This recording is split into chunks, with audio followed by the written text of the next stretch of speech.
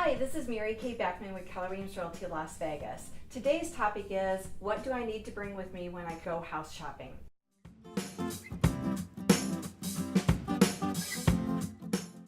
First of all, the first thing you're already going to have met with your lender so that we have your pre-approval letter, and hopefully it's already underwritten approval.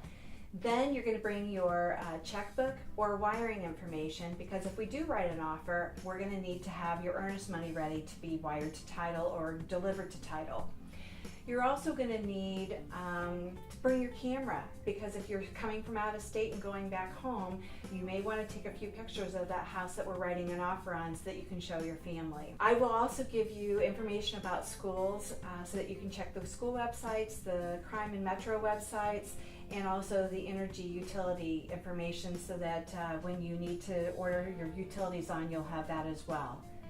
If you have any other questions about what to bring when you're house shopping with me, please give me a call, 702-686-2695.